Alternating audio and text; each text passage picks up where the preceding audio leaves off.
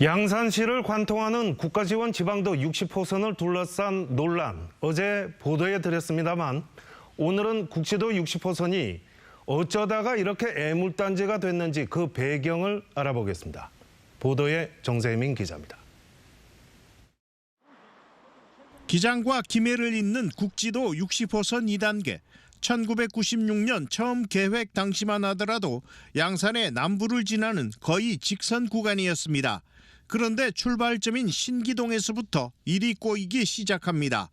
그 아파트 앞으로 25m 고가도로로 지나가다 보니까 나름대로 양산에 좀 이렇게 힘 있는 사람들이 좀 많이 살았죠.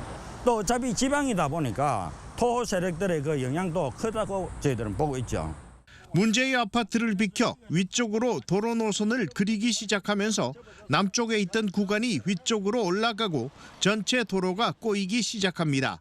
유산공단 구간도 마찬가지입니다. 특정 공장은 털끝 하나 건드리지 않은 반면 어떤 공장은 점점 수용 구간이 늘어나면서 공장들 사이에도 희비가 엇갈립니다.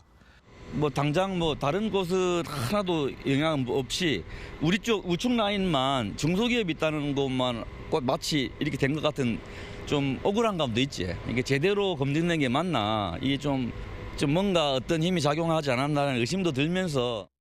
논란의 중심인 화재마을 구간도 마찬가지입니다. 화재초등학교는 물론 마을 전체를 휘젓고 지나가는 코스로 바뀌었습니다.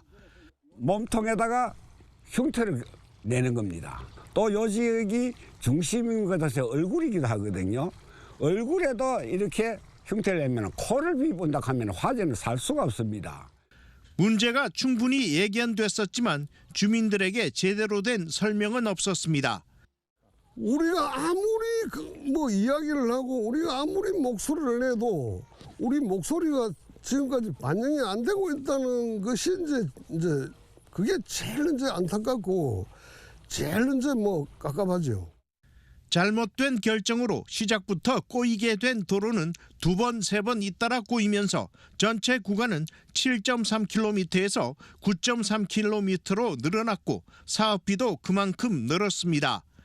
사업 주체는 경상남도지만 양산 구간은 양산시가 관장하다 보니 주민들은 어디에 하소연해야 할지 모릅니다.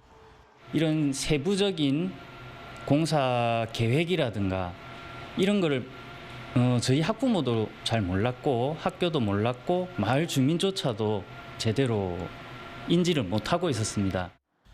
20년이 넘는 세월 동안 시장이 서너 명 바뀌고 처음 계획에 참여했던 공무원들도 은퇴해 누구 하나 책임지는 사람도 없습니다. 그런데도 양산시는 일부 구간에 보상이 이루어졌고 이미 시작된 사업인 만큼 구간 재검토는 어렵다는 입장입니다. 저희들이 이제 의견을 충분히 수렴한다고 했는데 아무나 좀 부족한 부분이 있었던 것 같습니다. 그런데 현재 공사가 진행 단계에서 새롭게 의견을 수렴해서 노선 변경은 힘든 걸 좀 저희들이 좀 이해 설득을 시켜드리고. 계획 단계에서부터 일부 힘 있는 계층에 이권 봐주기로 시작된 국지도 60호선. 더 큰 문제는 도로만 기형적인 모습으로 끝나는 게 아니라 양산시가 추가로 지불해야 하는 사회적, 경제적 비용이 눈덩이처럼 불어날 수 있다는 점입니다. MBC 뉴스 정세민입니다.